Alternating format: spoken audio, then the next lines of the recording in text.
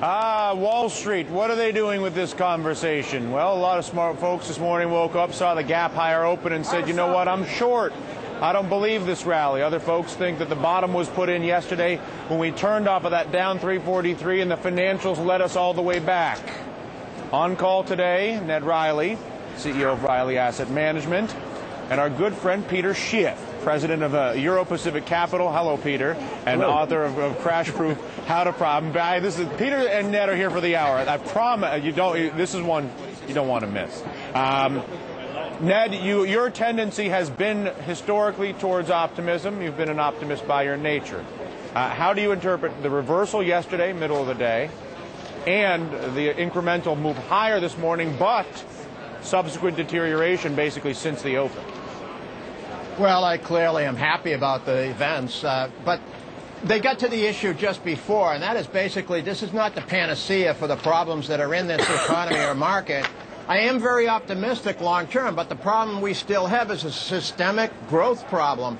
We've taken the housing market out of the equation for the consumer. Values have fallen, and the Fed should be more continuous in this easing process. I think that's the great anxiety right now, that the Fed may just inject this little bit of stimulus in, but then they will back away again because they fear inflation. I think growth is the issue to watch in the next 12 months, and the Fed needs to recognize that the housing industry, the collapse, durable spending down is the key issue. Inflation will fall, but I'm afraid that if they let the economy go too far on the downside, they can't rectify the problem. Peter, what are you thinking? Look, there's nothing the Fed can do about this. They can't protect the markets. They can't stop the economy from collapsing. It's going to happen. They made the bet, unfortunately, under Greenspan. We're all going to have to lie in it. There's nothing they could do. You know, this move today is more like a trial balloon. I mean, Bernanke would love to cut the Fed funds rate, but he knows that the dollar will collapse if he does that. He knows interest rates are going to take off. I think he's launched this trial balloon. You can look at the reaction of the Treasuries. Bonds are under pressure. The dollar is under pressure. Bernanke knows the economy is going into a recession, but he can't tell the truth. He can't tell the truth about why he's not cutting rates. It's Which because of the you dollar. say is to defend the dollar, Peter. Now, how do you interpret, Peter, yesterday's stock market, which was so notably different than the past days, if only because of the incredible strength in the financials, which we had not seen, and the incredible weakness in the global names? How do you interpret particularly the performance of the financials? Well, I think the financials are, if they went up, it was short covered. And I think the financials are ticking time bombs. They're going a lot lower. There are huge losses. It's just like the home builders. I remember, a year ago, people were recommending these stocks because they were trading at low multiples. Well, their earnings vanished. The earnings for the financials are going to vanish. And I guess to that end, and I hear what you're saying, how do you integrate those who would argue that subprime, Peter, is a relatively, that the lending component that presents the risk, which is subprime, is only 10 to 15%, and that while the default rate is ticked up, 80 to 90% of that will get paid off. How do you discount that? Yeah, that's right. Remember, I predicted all this in advance, and it's not just subprime. It's the entire mortgage market. It's the prime loans. But do you honestly think, Peter, that everybody's not going to be able to pay their mortgage? People that took out adjustable rate mortgages in the last few years are not going to be able to afford the resets. They don't have that kind of income. People max themselves out. They bought the biggest house they could afford, and a lot of people have cashed out a lot of equity in the last few years. Ned, they can't afford these enormous mortgages. Ned, what do you think about that? Peter, in all due respect, I don't think everybody in the world speculated on the housing market.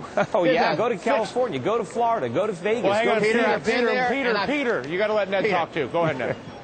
Peter, a year and a half ago, I was on CNBC, and I said, watch the real estate market because it's going to undermine this economy. So I'm not off your book. The only thing I'm saying is there's a much better financial situation out there. Corporations have one of the best balance sheets they've had in years. The banks are dealing with this crisis. If I said to you this was developing now, would you have said Bank of America would have upped their earnings estimate in that second quarter? No, you wouldn't have. They are dealing with this crisis, an issue. Let me finish on this one. Global growth is going to slow. The central banks are going to pump more liquidity into the system. There are going to be some defaults. There's no question about it. But the bottom line is we face a financial crisis every 8 to 10 years, and we always get this catastrophic scenario, the world is coming to an end. We had it in long-term capital mortgage and the rest. Hold your fire. Ned, hold your fire. We've got you all hour. The conversation obviously off to a good start. Trish. Thanks.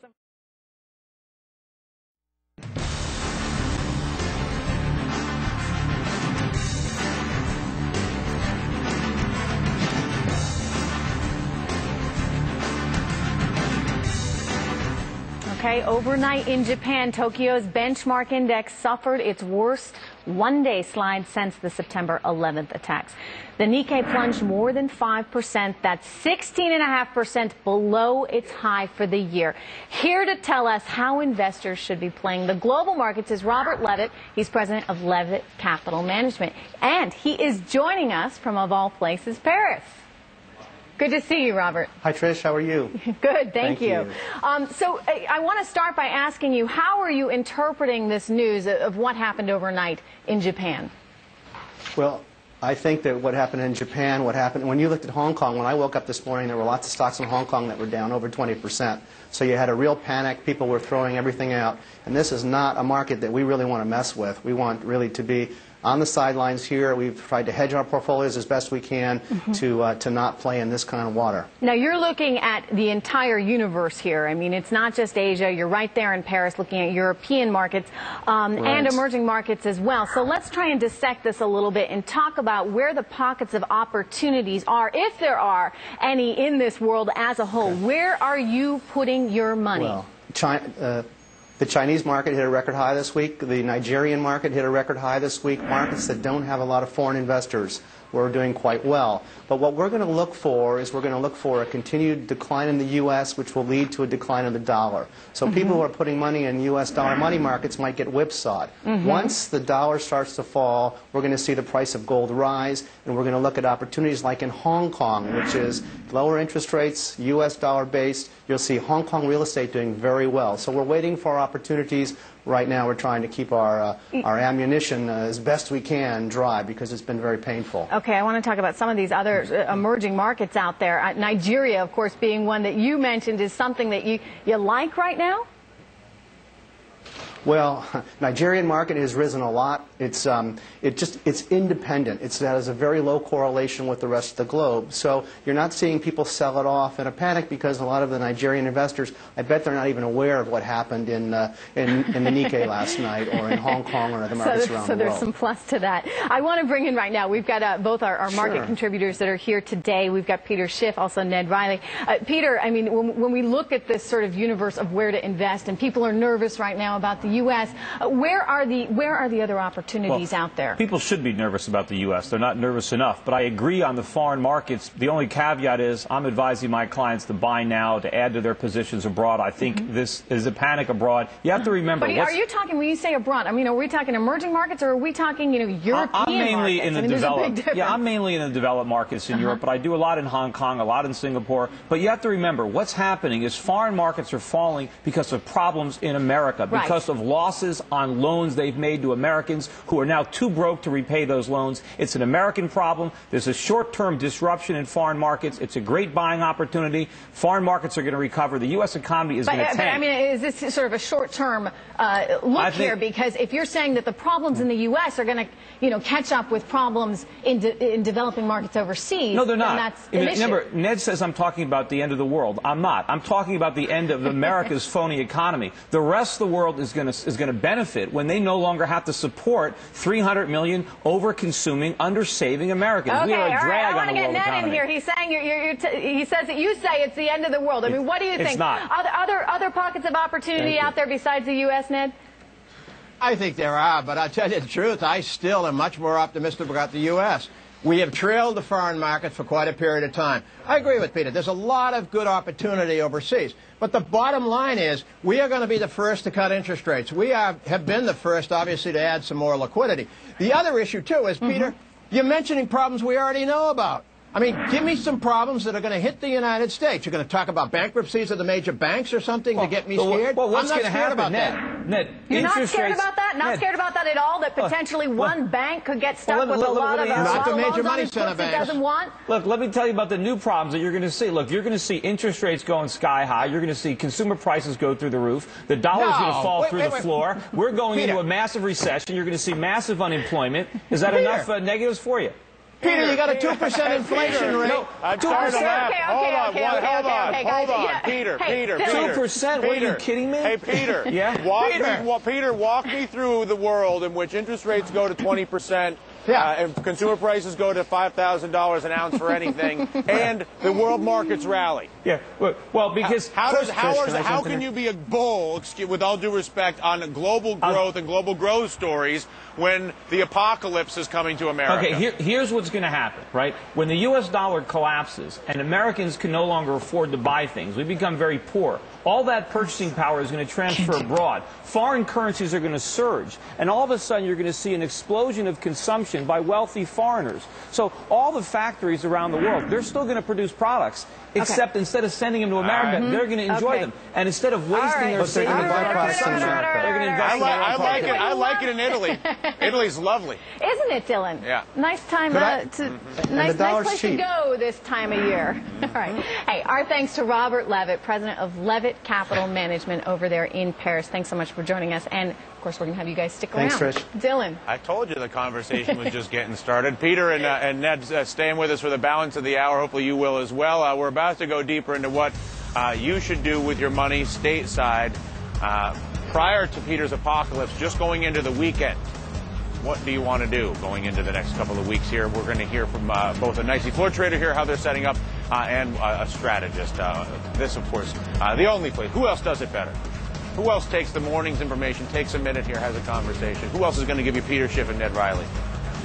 This is CNBC, first in business worldwide.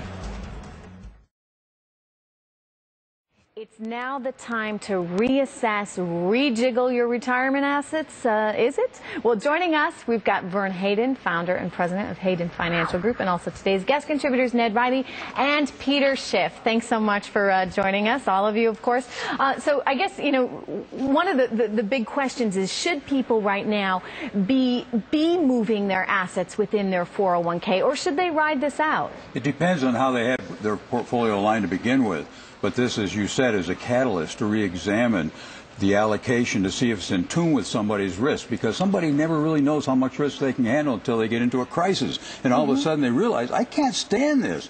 And so they should realign it. And they should look at funds that would provide them with both offense and defense. These are hybrid type funds that can invest in cash, stocks, bonds, maybe foreign, and that sort of thing. And then they should have pure defense and fixed income, short-term stuff like U.S. government securities and that sort of thing, and one good equity fund like Wintergreen with David Winters, so they'll capture the upside. Diversification being the key. You know, of course, a lot of it's going to depend on your age, how much time you have, what that time horizon is. We've been taking emails from viewers that have questions, of course, and our task force is here to answer them. That's you. Here's one right here from someone who says they have 90% stocks, 10% bonds in their mutual funds. The person says, I plan to retire December 2008. I know I stayed in too long in the high-risk area, but it felt good when the market was hitting 14,000. Sure did. Well, this person wants to know, where should I be investing now? And I want to also point out something that wasn't mentioned in that graphic right there. I've got the email in front of me. The person's 59 years old. Yeah, wants to retire next year. There's always excess somewhere in the market where greed and stuff is taking over, and that's what's happened.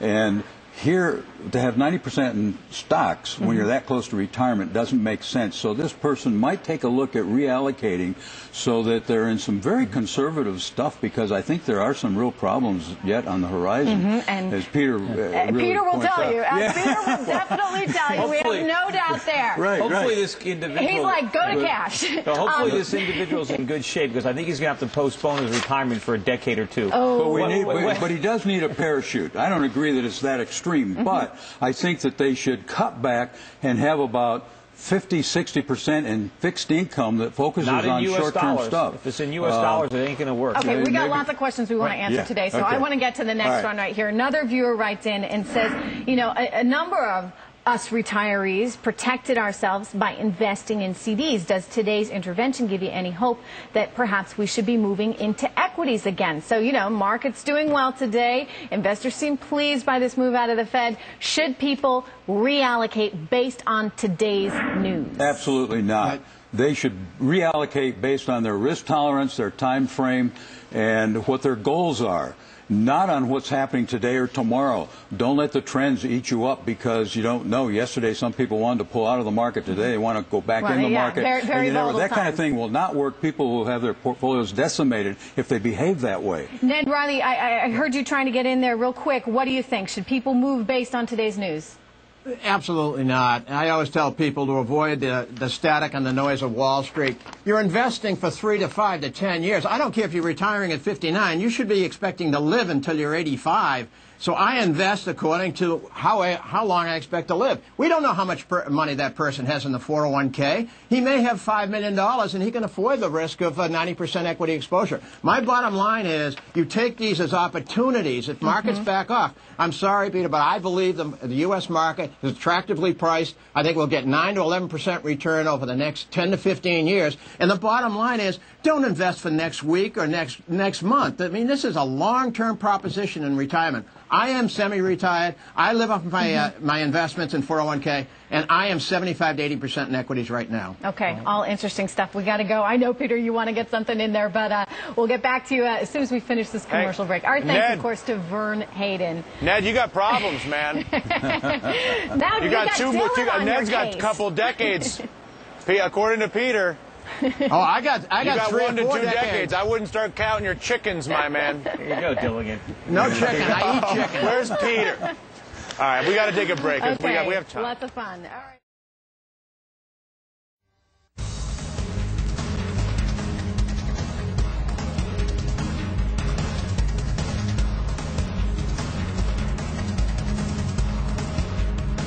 Welcome back to the call. Wow, what a difference a day makes. The Fed certainly helping things out here today. Right now we're up about 170 points on the Dow. So what should you be buying right now? We want to go to our guest contributors, see what they have to say on this issue today. We've got Ned Riley, CEO of Riley Asset Management, also Peter Schiff, right here next to me, president of Euro Pacific Capital. Ned, I'm going to start off with you. When you look at this market right now, when you look at the U.S. equity market, where are you putting your money? Well, basically, and I'll tell you right how my portfolio is structured. I'm buying the S&P 500, exchange-traded fund as the core of my portfolio. I own the QQQQs, which is an index of the top 100 stocks in the NASDAQ. I bought some XLK, which is a technology exchange-traded fund. You're an index man.